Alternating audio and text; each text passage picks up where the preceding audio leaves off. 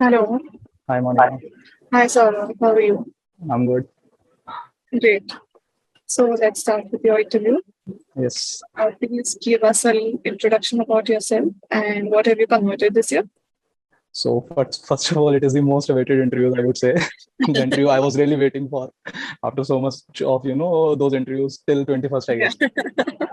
Yeah, this is So celebrating your success. seriously, about my intro, I am Saurabh Mata and I'm from Delhi. I did my schooling from Delhi itself, graduation from Dehradun, from UPS. अभी normal college है बिल्कुल UPS, not a college which I converted through JE or something. It is a college wherein I went through just in a normal way. And overall profile, if I conclude my profile, I'm a gem. I'm a general engineering male. Okay, Mostly okay. people understand it easily. Yeah. And about my scores, in 10th, I was having 9.6 easy way out, 12th, 87.33, graduation 78%. And after that, I had a work ex of around 3 years. Last year, I left my job completely. I was not in touch with any corporate or something. I left my job completely. So that's overall intro of myself. Okay. And what have you converted this year? As of now, I'm having two converts. One is, and the third one is waitlisted. SPJMR, one of the colleges which I was really eyeing for, it is waitlisted. अभी वो तो मुश्किल है होना, लेकिन उसके बाद IIT Madras convert हुआ, एंड देन IIM शिलोंग, जो मैंने सही में मैंने सोचा नहीं था कि वो होगा. तो IIM शिलोंग हो गया, तो वो तो फिर something is like I am on Of course. Sky high. हाँ, सही बात है. हाँ. तो सिंस आप बता रहे हैं कि आपने लास्ट ईयर कोई जॉब वॉब नहीं की, तो इसका मतलब आपने पूरा इंटायरली खुद को डेडिकेट कर दिया कैट के लिए. हाँ जी, पूरा मतलब कंप्लीटली जॉब छोड़ के अच्छे से. ठीक है. तो आपने कब से प्रेपरेशन स्टार्ट की? अभी मैं व्यूअर्स के लिए बता देता हूँ जो देख रहे हैं. 2020 was, I would say, my first attempt, which was completely unprepared. उसमें मेरा परसेंटाइल था 28.17. तो अभी वो ऐसा था कि मैं जॉब कर रहा था, मैं उठ के गया, और पूरे एग्जाम में मुझे नहीं पता था क्या आता है, मैं बस सी सी मार्क करके आ गया. और उसके बाद चैन से अपना जॉब कंटिन्यू करा 2020 में. उसके बाद आने के बाद मतलब इट वाज लाइक कि उसमें मेरा नुकसान क्या हुआ. मतलब मुझे पता था कि मैं अनप्रिपेयर्ड गया हूँ. नुकसान ये हुआ कि मेरा एंजाइटी लेवल सही में बहुत ज्यादा हाई हो गया कि यार 28.17. मुझे पता था कि मैं सी मार्क करके आया हूँ. It was something which I messed up. लेकिन ठीक है, वो थोड़ा सा मुझे लगा कि यार ये तो गड़बड़ हो गया काफी ज्यादा. उसके बाद I didn't give any attempt. I mean last year was my first attempt which was a prepared one in 2022. Okay. उसमें ऐसा था कि मैं मैन्युफैक्चरिंग सेक्टर में था, आइशर में, फिर हीरो में. तो अपना बेसिकली हमारा वर्क फ्रॉम होम तो था ही नहीं. तो पूरा टाइम ऑफिस जाओ, ऑफिस का काम करो. तो आने के बाद for me it was tough for me to prepare with that job.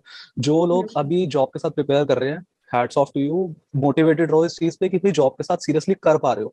और वो चीज बहुत अच्छी है कि आप जॉब के साथ मैनेज कर रहे हो. डरो मत. जॉब के साथ अभी हमारे साथ आज ही बहुत सारे कन्वर्ट्स हैं लखनऊ के जिन्होंने जॉब के साथ किया है. तो सीरियसली आप लोग भाई उनसे मोटिवेशन लो. और जॉब के साथ जो नहीं कर रहे वो डरो मत कि भाई हम जॉब छोड़ के करने वाले हैं तो पता नहीं क्या हो जाएगा. आप लोग ये सोचो कि आपने रिस्क लिया है, और रिस्क टेकिंग हाँ. एबिलिटी ना बहुत इंपॉर्टेंट है उस टाइम के लिए. तो 2020, अभी मैं उस पर आता हूँ 22 पे, जो मैंने अपना मेन अटेम्प्ट दिया. तो it was something my main attempt 2022 जो मैंने लास्ट ईयर दिया ईजी के साथ ज्वाइन करके. हनी सर ने मेरे को स्ट्रिक्टली बोला था यार तू जॉब मत छोड़, जॉब के साथ कर ले, कि वो जॉब छोड़ के तू कर रहा है फिर तू रोएगा. तो उन्होंने बोला था रोइयो मत जॉब छोड़ने के बाद. और लिटरली मैं जॉब के लिए तो नहीं रोया कि मैंने छोड़ दी. बाकी मेरे पास रोने के लिए हद से ज्यादा चीजें थी. मॉक के लिए मैं बता दूं तो स्टार्टिंग में, अभी इंटरव्यू स्टार्ट ही हुआ है, मेरे एक भी मॉक में मैंने 40 परसेंटाइल क्रॉस नहीं किया टिल द टाइम मेरा कैट आया. नवंबर तक मेरे एक भी मॉक में, अगर अगर किसी को चाहिए होगा इस इंटरव्यू के बाद, I would be happy to forward you on Instagram, LinkedIn, Facebook, whatever you platform, the platforms you use. मेरा एक भी मॉक में 40 परसेंटाइल लिटरली क्रॉस नहीं था. तो इट वाज समथिंग. उसके बाद फिर मैंने ईजी ज्वाइन किया था. तो ईजी में अब आगे का वो मैं स्टोरी में बताता हूँ, क्वेश्चंस में वेस्ट. Okay, okay, okay, okay.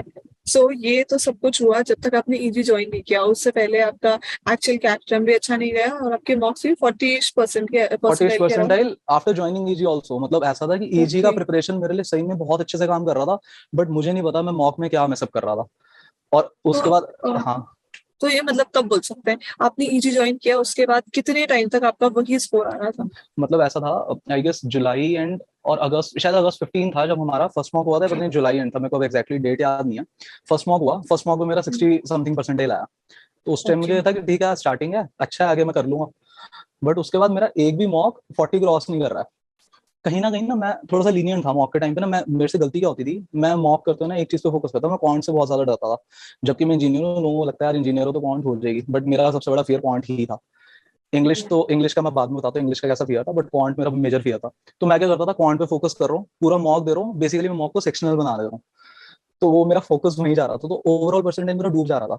और मैं सीरियसली बता रहा हूँ, हनी सर ना उस टाइम पे, हनी सर को मैं कॉल करता था, और पता नहीं कितनी बार ऐसा हुआ कि बाई चांस अगर वो कॉल नहीं उठा पाते थे, तो लिटरली मैं उनको रिकॉर्डिंग करके व्हाट्सएप पे थ्रो कर भेजूंगी, सर मेरा ना स्कोर नहीं आ रहा मॉक में, पता नहीं मैं क्या कर रहा हूँ। और उन्होंने ना मेरे को फर्स्ट डे से बोला कि सौरभ तू मॉक के स्कोर देख के ना बहुत बड़ी गलती कर रहा है, बस मतलब ही मेंटो से कि खाली स्कोर्स मत दे, तो ये देख गलती क्या कर रहा है। और मैं ऐसा था कि नहीं सर मेरे को तो स्कोर्स ही दिख रहे हैं, मैं स्कोर्स में गलती कर रहा हूँ। और मैंने सीरियसली एनालिसिस नहीं करा स्टार्टिंग में मॉक का, जो मेरा बहुत बड़ा ब्लंडर था आई वुड से। बट हाँ मैंने स्टार्ट किया था मॉक्स का ढंग से एनालिसिस अराउंड अक्टूबर में, थोड़ा लेट हो गया था उस काम में, लेकिन हनी सर ने मेरे को सीरियसली उसके लिए बहुत पंप इन किया था कि भाई तू मॉक्स को एनालाइज कर। तो मॉक्स को एनालाइज ना करना मेरी गलती थी, आप लोग मत करना, स्कोर्स को ना असाइड कर दो। मैं बड़ा बहुत सही बता रहा हूँ, क्लियर कट एग्जाम्पल हूँ जिसने 40% नहीं क्रॉस किया। तो जैसे आप बता रहे हैं अक्टूबर तक आप आपकी जो प्रिपरेशन थी या आपके एनालिसिस थे वो सही नहीं जा रहे थे। हम्म, अक्टूबर तो काफी लेट हो जाता है। तब काफी तक ज्यादा। मतलब एंग्जाइटी लेवल भी इतना ऊपर हो जाता है, अगर हम्म, 40-60 परसेंटाइल आ रहा है तो होप्स ही छूट जाती है। हम्म। तो उसके बाद आपने कैसे काउंटर किया कि उसके लिए मतलब। मैं बताता हूँ मैंने क्या बेसिकली मैं कर रहा था। हनी सर के साथ ऐसा था कि क्वांट में ना कहीं मन में ना कॉन्फिडेंस बनता जाएगा, जैसे जैसे हनी सर क्वांट्स पर आ रहे हैं ना, एक ना आपको खुद फीलिंग आएगी मन में, जब प्रिपेयर कर रहे हो ना आप लोग, तो आपको लगेगा कि हाँ यार मैं शायद कर सकता हूँ, मेरा हो जाएगा एग्जाम दे। और ये चीज ना सही में हनी सर फर्स्ट डे से बोल रहे थे कि तुम्हें ना अपने आप फीलिंग आएगी वो चीज कि हाँ यार मैं कर रहा हूँ, I am giving my full effort, exam day पे तो हो जाएगा। वो फीलिंग ना मेरे साथ सीरियसली पूरा टाइम बनी हुई थी कि यार मेरा एग्जाम डे वाले दिन कुछ तो हो ही जाएगा। ये था मेरा क्वांट का स्टोरी, क्वांट में कॉन्फिडेंट होता जा रहा था, मुझे दिख रहा था कि हाँ यार क्वांट में मेरे से क्वेश्चन हो रहे हैं। मॉक में स्कोर नहीं आ रहा था, वो तो फिर मैंने इग्नोर करना स्टार्ट किया अक्टूबर के बाद। LRDI ना गौरव सर ने जब स्टार्ट किया ना इनिशियली, तो ऐसा था कि जैसे सिटिंग अरेंजमेंट्स हो रहा है, अप्रैल में मैंने ज्वाइन किया था, बैच 2 स्टूडेंट हूँ मैं। तो अप्रैल में जब ज्वाइन करा तो सिटिंग अरेंजमेंट्स हो रहा है, क्वेश्चन हो रहे हैं, और लोग ना कमेंट करते थे कि सर कोई टफ क्वेश्चन दे दो अप्रैल में, जब हमने स्टार्ट किया, सर कोई टफ हाँ क्वेश्चन दे दो, सिटिंग अरेंजमेंट से अब नहीं करने। अभी हमें तब 3-4 दिन ही होते सिटिंग अरेंजमेंट्स करते हैं, 3-4 या 5 दिन जो भी होते हैं। तो मैं जो चीज नोटिस किया over the period, Gaurav sir ने ना बहुत प्यारी टेक्निक रखी थी। उन्होंने ना हमें बहुत इजी इजी से स्टार्ट किया, जो शायद किसी को लगेगा कि यार इजी क्यों करा रहे हो, बट लिटरली गौरव सर ने ना एंड में एक चीज बोली थी कि वो जो फेज है ना easy questions to medium and then difficult, वो सीरियसली माइंडसेट ना प्रिपेयर कर रहा था कि आपको एग्जैक्टली अटेम्प्ट कैसे करने हैं हर टाइप के क्वेश्चंस, वो ना बिल्डअप कर रहा था आपको हैवी क्वेश्चंस के लिए। और वो जो पीरियड सर ने बनाया ना, गौरव सर ने, वो सीरियसली कहीं ना कहीं पता लग रहा था कि हाँ LRDM में मैं ग्रो तो कर रहा हूँ, अब मेरे स्कोर्स क्यों नहीं आ रहे मॉक में, तो वो तो भगवान ही जानता है, बट हाँ ग्रोथ तो मेरे हो रहा था। फिर आते हैं VRC में। VRC में सर ने स्टार्ट किया था CRs के साथ, क्रिटिकल रीजनिंग के साथ। अभी मुझे आइडिया नहीं इस बार सर क्या फॉलो कर रहे हैं ट्रेंड में, मतलब सबसे पहले क्या करा रहे हैं, बट हमारे टाइम पे क्रिटिकल रीजनिंग स्टार्ट हुआ था। क्रिटिकल रीजनिंग जब स्टार्ट हुआ, तो उस टाइम पे ऐसा लग रहा था कि हम RC क्यों नहीं कर रहे। और ये ना सबकी एक कॉमन फीलिंग है, और मुझे लगता है सबको अभी भी आ रही होगी आज के डेट में भी, कि हम RC क्यों नहीं कर रहे। बट क्रिटिकल रीजनिंग से ना सीरियसली इतना माइंडसेट डेवलप हो रहा था ना, तो वो जो EG ने माइंडसेट डेवलप किया था ना, वो कहीं ना कहीं बहुत बड़ा एक फैक्टर था कि मेरे को अक्टूबर तक, जबकि मेरे स्कोर्स कम आ रहे थे, मैं खूब रो रहा था, डट के रो रहा था मैं अक्टूबर तक। बट ये था कि एक फीलिंग थी कि हाँ यार हो तो जाएगा। वो अभी नहीं हो रहा, वो पता नहीं क्योंकि वो मैं गलती कर रहा हूँ, मैं खाली सेक्शनली फोकस्ड हूँ। बट वो जो ग्रोथ हो रहा था ना माइंडसेट में, और जो Honey sir bar bar pump in कर रहे हैं, हो जाएगा हो जाएगा हो जाएगा तुम। और फिर दूसरा फैक्टर, हनी सर ना बार बार एक चीज रिपीट करेंगे पूरा साल। मैं ये नहीं कह रहा कि आप लोग अपना फोकस डाइवर्ट कर दो, आप लोग अहमदाबाद फोकस करो, बैंगलोर फोकस करो, कैलकाटा करो, बट हनी सर ना हमेशा एक बात कहते हैं, कैट नहीं होगा जैट होगा, जैट नहीं होगा IFT होगा, IFT नहीं होगा माइका होगा, माइका नहीं होगा स्नैप होगा। तो सीरियसली वो जो फीलिंग है ना, वो अगर आप मेंटेन कर गए, उस प्रेशर को आप मेंटेन करो, हनी सर वो करा ही देंगे मेंटेन, तो चीजें हो जाएंगी। और सीरियसली मेरे लिए वो वर्क किया जो हनी सर ने वो सब चीजें की थी उस पीरियड में। तो अक्टूबर तक की तो स्टोरी थी मेरी। ठीक है। तो अगर सब्जेक्ट बाय सब्जेक्ट बात करें, आपका कौन सा अपने का डिफिकल्ट था? बीएआरसी के लिए आपने बताया। क्वांट मेरे लिए इनिशियली डिफिकल्ट था, जो मैंने बोला कि इनिशियली मैं बहुत ज्यादा एंशियस स्टेट में था क्वांट को लेकर, ओवर द पीरियड में डेवलप कर गया। VRC में मैंने गलती करी थी, मैंने VRC को इग्नोर करना स्टार्ट कर दिया था। शायद मैं ओवर कॉन्फिडेंट हो गया था कि हाँ VRC तो हो जाएगी। शहजाद सर ना शुरू से बात बोल रहे थे कि VRC के ग्राफ में ऐसे जाएगा, तुम ऊपर जाओगे फिर ना नीचे आओगे, फिर उसके बाद दोबारा ऊपर जाना स्टार्ट करोगे। तो मैं जब ऊपर गया ना VRC में, तो मैं उस ऊपर पे आने के बाद रुक गया था, मैंने कहा ये तो अच्छा है। और मुझे रियलाइज नहीं हुआ कि वो ऊपर के बाद नीचे वाला जो फेज स्टार्ट होने वाला ना, वो मेरे को कैसे करना है। शहजाद सर ने बार बार बोला इस नीचे वाले फेज को पकड़ लो पकड़ लो पकड़ लो, और मैंने उस फेज में ना इग्नोरेंस रखी VRC में। तो LRDI तो मेरा थ्रू आउट बैलेंस रहा, क्वांट मेरा धीरे धीरे इंप्रूव हो गया। वीआरसी में मैं इग्नोरेंट था, तो मैं उसके लिए कहूंगा वीआरसी को इग्नोर मत करना। लगेगा कि इजी है, और सही बता रहा हूँ, शहजाद सब बिल्कुल परफेक्ट बोल रहे हैं। जो उसको इग्नोर करेगा ना वीआरसी को, यार उसका मामला गड़बड़, भगवान ना करे ऐसा हो, लेकिन वो मामला ना सही में हिंडर कर जाएगा आपकी आगे की प्रिपरेशन से। तो उसका ध्यान जरूर रखो साथ में काफी वीआरसी स्टूडेंट्स का। का ऐसे होता है, जैसे इंजीनियरिंग बैकग्राउंड से भी कोई होता है, तो हम्म। उन्हें ऐसा लगता है हमारा कौन्स बहुत अच्छा है, एलआरडीआई भी अच्छे हाँ अच्छे से चल रहा है, तो उन्हें जिस चीज में कॉन्फिडेंस आता है वो उस चीज पे फोकस तो देते हैं एंड साइडलाइन कर देते हैं वीएआरसी को। हाँ एंड बिल्कुल। अल्टीमेटली बहुत प्रोफाइल्स में ऐसा होता है कि उनका वीएआरसी उनका लेट होता है, सीरियसली। सेक्शनल या तो कट ऑफ क्लियर नहीं होती, ओवरऑल अच्छा आ जाता है स्कोर, उसके हाँ बाद भी कहीं से डिसेंट जगह से कॉल नहीं आते हैं। भाई, तो एक लेकिन सही में वीएआरसी को फोकस श... करना ही चाहिए। मगर शहजाद सर अगर है ना, तो सही में उनकी भाई सुन लेना, समझ लेना, वरना तो मामला गड़बड़ हो जाएगा। बिल्कुल। और फिर अगर एलआरडीआई की बात करें तो वो कैसा था आपके लिए? एलआरडीआई मैंने बताया ना कि एलआरडीआई में गौरव सर की सबसे अच्छी चीज ये है, जो वैसे तो तीनों टीचर्स मैं देख रहा हूँ यही स्ट्रेटजी फॉलो करते हैं, जो मुझे पर्सनली लगा, क्योंकि मेरे को तो ऐसा लगता है एजी ने ना क्रैक कर लिया, they have cracked how to crack CAT. तो उनका तो क्लियर है कि उनको क्रैक कराना ही है।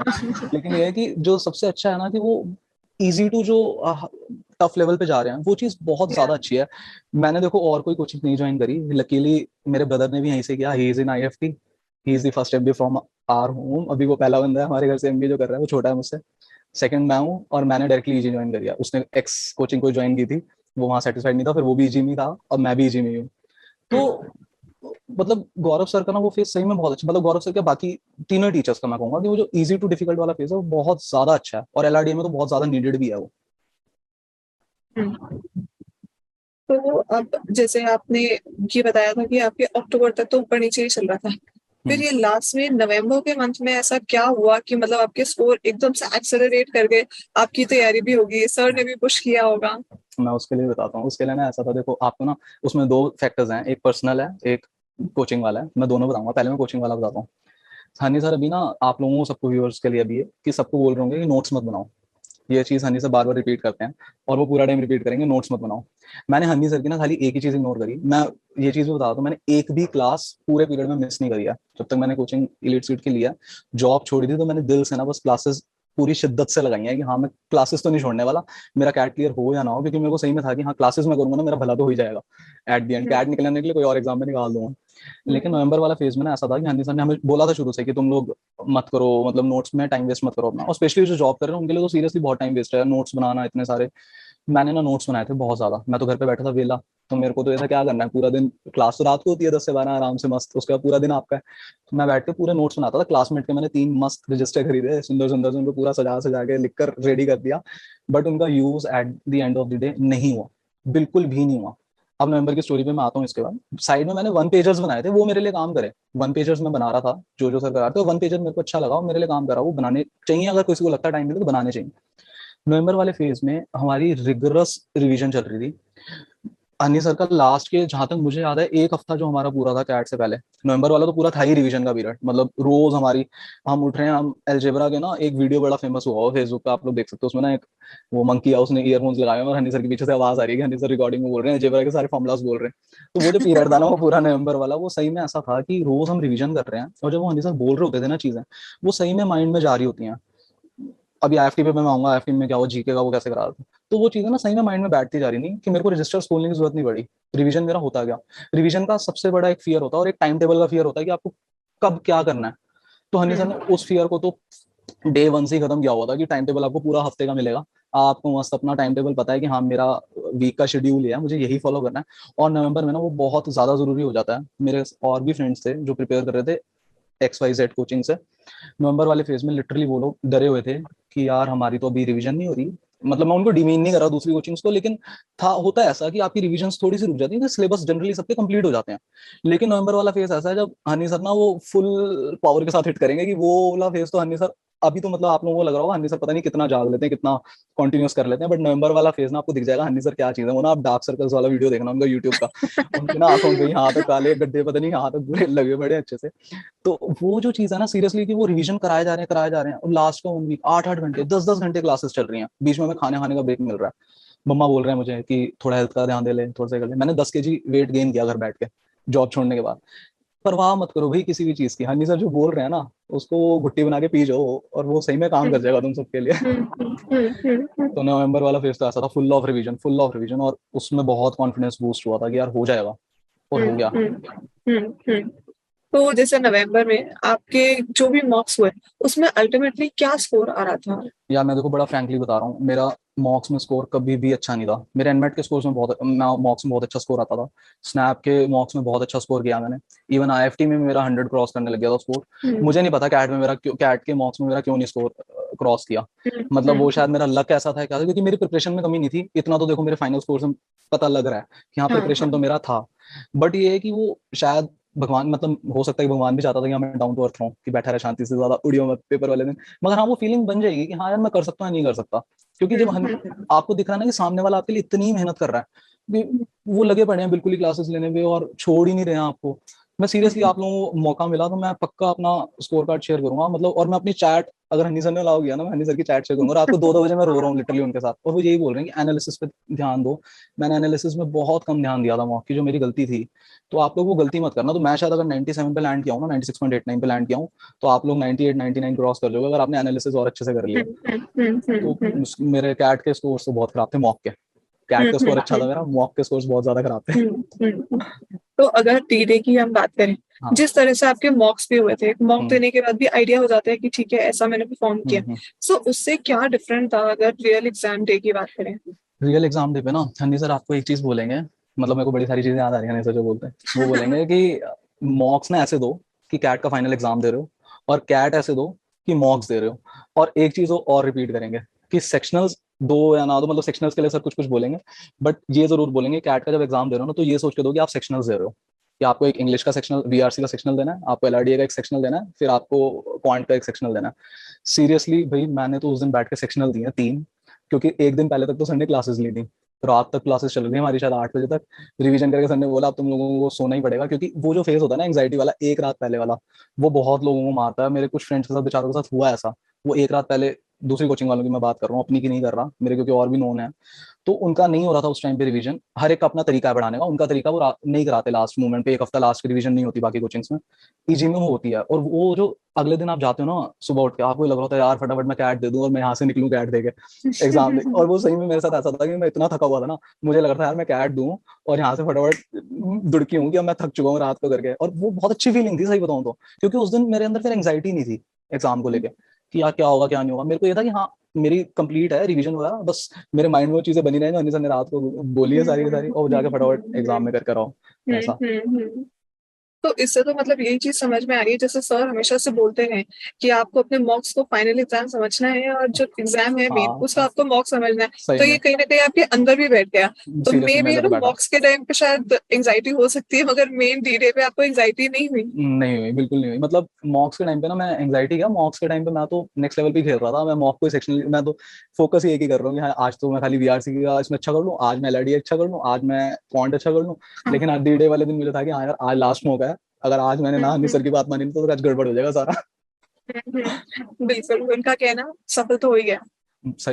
ऑब्वियसली भाई मेरा देखा जाए तो फर्स्ट अटेम्प्ट था, क्योंकि 2020 वाला तो हाँ अनप्रिपेयर था। तो फर्स्ट हाँ। अटेम्प्ट में इतना अगर हनी समय को ले गए ना, तो मुझे नहीं लगता मुझे कोई और वहां तक लेके जा सकता था। बिल्कुल। तो इसके अलावा आपके ओमेट्स की अगर हम बात करें, हम्म। क्या क्या आपने दिया और कैसे कैसे प्रेपरेशन की? ओमेट्स की मेरी प्रिपरेशन बहुत अच्छी चल रही थी, और ओमेट्स के मेरे एग्जाम गड़बड़ हो गए कुछ के, सबके नहीं, कुछ के। उसमें ऐसा था कि एनमैट में मेरा स्कोर 250 क्रॉस करने लग गया था। मॉक्स में बड़े आराम से क्रॉस कर रहा था, और मुझे लग रहा था कि मैं एनमैट कर लूंगा। बट एनमैट ना यार मैंने डिलिबरेटली थोड़ा खराब कर दिया, क्योंकि मेरे को ऐसा था कि मैं पर्सनली ऐसा बंदा हूँ कि मुझे लगा था कि अगर मैंने एनमैट क्लियर कर लिया ना, क्योंकि एनमैट का स्कोर साथ साथ आ जाता है, तो मुझे था कि एनमैट का अगर मैंने क्लियर कर लिया, मैं कैट में ढीला ना हो जाऊँ, मैं ओवर कॉन्फिडेंट हो जाऊंगा कि आज भाई मेरा तो एनमैट क्लियर हो गया, मैंने कैट क्या करना है करके। तो मैं उस दिन ना सोच के गया था कि भगवान मेरा बस इतना स्कोर ला देना कि मैं रिस्पेक्टेड स्कोर हो और लगे कि हाँ चल इतना मैं ले आऊँ तो आगे मैं ले आऊंगा। आई गेस मेरा 221 था या 222 था, और 223 का कुछ कट ऑफ था एनमैट में। तो वो तो ऐसा गया। स्नैप में मेरे स्कोर्स काफी ज्यादा अच्छे आ रहे थे, इजी के जब मॉक्स चल रहे थे बहुत अच्छा चल रहा था। स्नैप में पता नहीं मेरा दिन सही नहीं था क्या, तीनों मैंने मॉक दी, मेरा मैक्स परसेंटाइल 95 आया स्नैप में। वो भी मेरा फर्स्ट अटेम्प्ट था, वो भी नहीं काम करा। आईएफटी मेरा क्लियर हुआ, आईएफटी में मेरी 96 परसेंटाइल आई, 95 पॉइंट समथिंग है।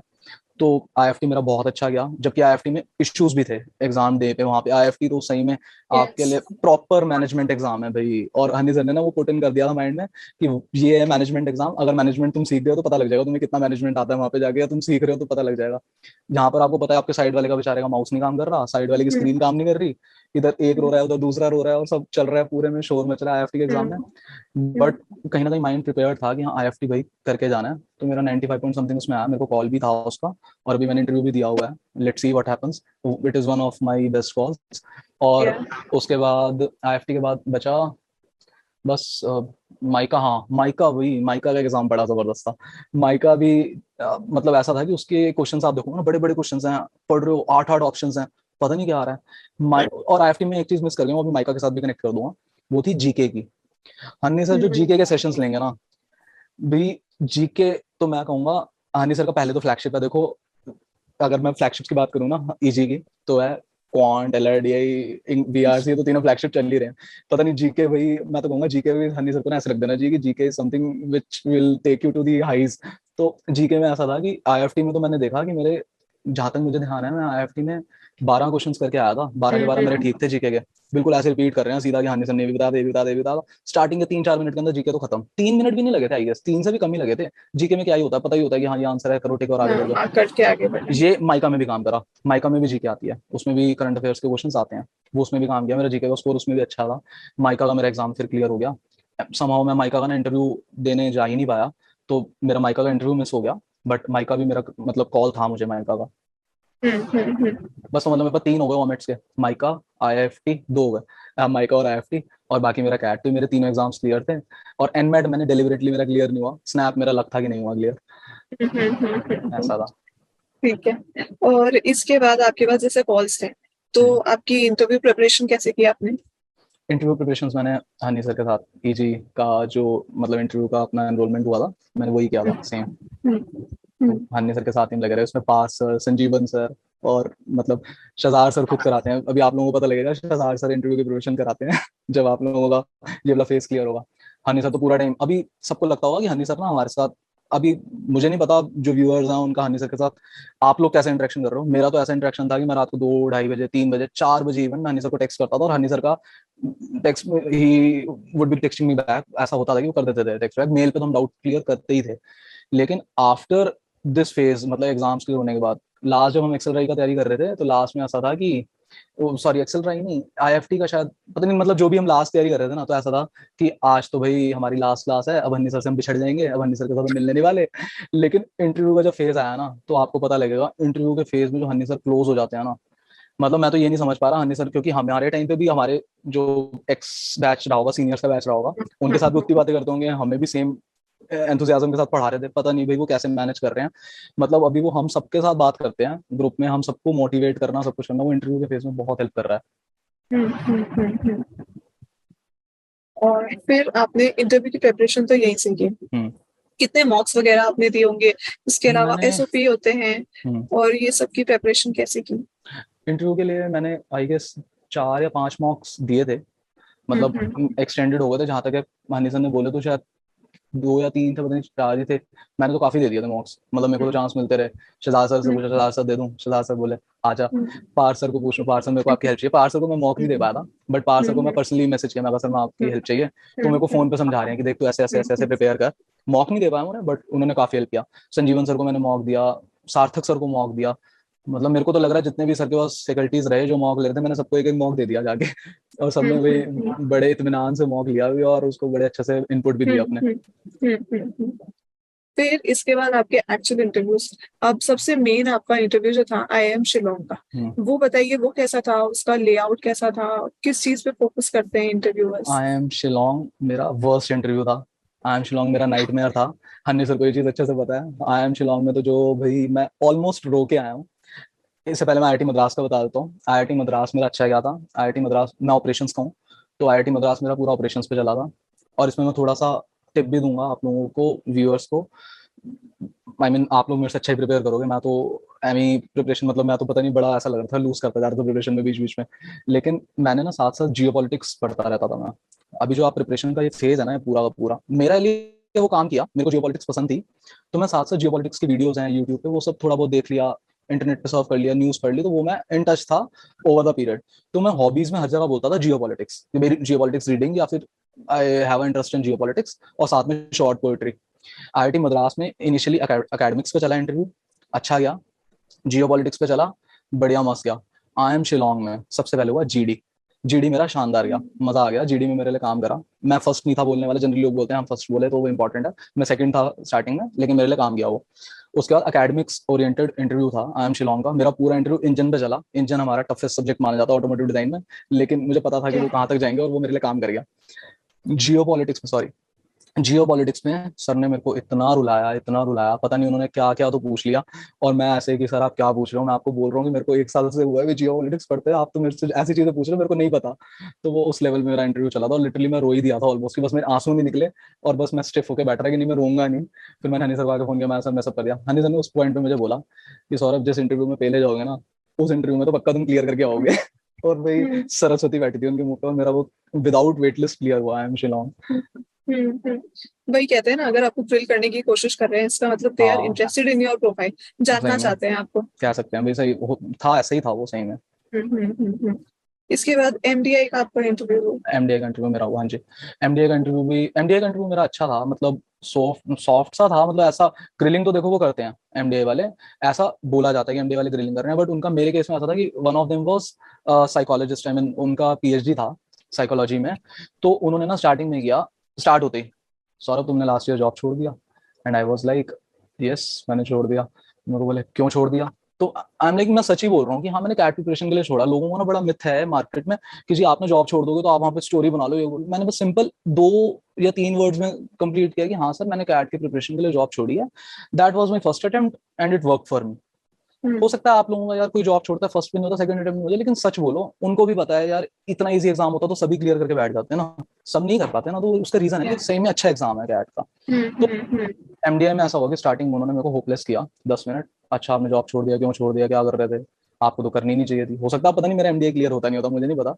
बट उसके बाद जो 10 मिनट थे वो मेरे अच्छे थे। उसमें मैम ने मेरे से जियो पॉलिटिक्स से पूछा, टचवुड मेरे को सारा पता था, जो जो उन्होंने पूछा, ऑटोमेटिक उन्होंने पूछा, मेरे को सारा पता था। तो अच्छा था मतलब एमडीए का भी। और इस चीज में मैं पार्सर को बहुत बड़ा एक वो देना चाहूंगा अपनी तरफ से, थैंक्स कि पार्सर ने मेरे को बोला था कि सौरभ जियो पॉलिटिक्स में ना मैं गलती क्या कर रहा था, मैं बोल देता था कि जियो पॉलिटिक्स मेरे को बहुत पसंद है या मैं बहुत 1 साल से फॉलो कर रहा हूँ। तो उन्होंने बोला थोड़ा सा तो उसको नीचे लेकर आ, कि कहीं ना कहीं इसको फॉर एग्जाम्पल ले जा, कि मेरे को जियो पॉलिटिक्स में आजकल डिफेंस में देख रहा हूँ इंडिया कैसे कर रहा है, या फिर ऑटोमोटिव में क्या जियो पॉलिटिक्स चल रही है, तो मैंने ऑटोमोटिव पकड़ा कि ऑटोमोटिव में क्या जियो पॉलिटिक्स चल रही है वो मैं फॉलो कर रहा हूँ। तो जनरली लोग आज की डेट में वो सब काफी न्यूज में है, तो मेरे लिए काम कर गया वो। ठीक है, तो ये तो हो गया आपके सारे इंटरव्यूज की तैयारी और कैसा था आपका एक्चुअल इंटरव्यू। फिर आपके प्रोफाइल से, आपकी जर्नी से अगर कुछ एक्सट्रैक्ट किया जाए, अपकमिंग स्टूडेंट्स को क्या बताएंगे। मेरी जर्नी से मैं ये बोलूंगा, आप लोग सबसे पहले तो मतलब देखो डर तो सबको लगता है, और ऑब्वियस सी बात अगर आप डर रहे हो ना तो कोई दिक्कत नहीं है, आप लोग ट्रैक पे हो। डरता इंसान उसी के लिए जिसको ना इंसान चाहता है, मतलब जो अगर हम किसी चीज को चाहते हैं ना तो हमें लगता है यार वो चीज हमारे हाथ से चली ना जाए, तो डरना कोई बुरी चीज नहीं है, डरते रहो। लेकिन उस डर के साथ साथ ना उसको उतना काम भी करते रहो कि आपको लगे कि हाँ यार मैं डर रहा हूँ ना, तो साथ साथ मैं उस पर काम भी कर रहा हूँ। मैं दोबारा भी उसी पॉइंट पे जाऊंगा कि मैं डर रहा था अपने मॉक्स के स्कोर को देख के, बट मैं बड़ा फ्रैंकली बता रहा हूँ, अब कोई बिलीव करे या ना करे, मैं सीरियसली शेयर कर दूंगा आप लोगों को अपने स्कोर्स। मेरे माइंड में ये चीज थी कि मेरे मॉक के स्कोर खराब आ रहे हैं ना, तो वो मैं एग्जाम वाले दिन कर जाऊंगा, क्योंकि मेरी प्रिपरेशन में कमी नहीं है। और शायद उसका बहुत बड़ा रीजन हन्नी सर थे, कि हन्नी सर ने ना पूरा पंप इन कर रखा था कि सौरभ तू कर लेगा, तू प्रिपरेशन रोज करा, तू क्लासेस रोज करा, तेरा हो जाएगा। साथ में फिर मेरा वर्क था, मैं जेम था, तो लोग आपको ये भी बोलेंगे यार, मेरे को जैसे किसी ने बोला कि यार तू जेम है, तेरे को बड़ी दिक्कत आने वाली है। तो ठीक है यार, आ सकती है जेम प्रोफाइल में, पता नहीं हो सकता है बात, मतलब आई है लोगों को, ऐसा नहीं नहीं आती, कि थोड़ा सा बेटर करना पड़ता है आपको, क्योंकि उसका रीजन है ना जेम है ही इतने सारे। अब इंजीनियर्स इतने सारे मार्केट में, तो कॉमर्स वालों में तो बारी नहीं आएंगे यार, हम लोग ही पूरी मार्केट भर के बैठ जाएंगे। तो उस चीज का जब आपको पता है ना, तो उस चीज का अपने ऊपर भारी मत होने दो कि हाँ यार मैं तो जेम हूँ, मैं तो मर गया लुट गया बर्बाद हो गया, उस सिचुएशन में मत जाओ, उन बातों को इग्नोर करो। और अब मैं एक पर्सनल टिप देता हूँ जो मेरे लिए सही में काम किया। आप लोग इस पीरियड में ना सबके साथ ढिंडोरा मत पीटो, अपने फ्रेंड्स का सर्कल ना कम करो। वो मेरे लिए काम किया, मुझे नहीं पता आपके लिए काम कर रहा है या नहीं कर रहा। जरूरत नहीं है कि आपके 20 फ्रेंड्स हो, आप उन 20 फ्रेंड्स को बता रहे हो कि यार मैंने कैट की तैयारी कर रहा हूँ।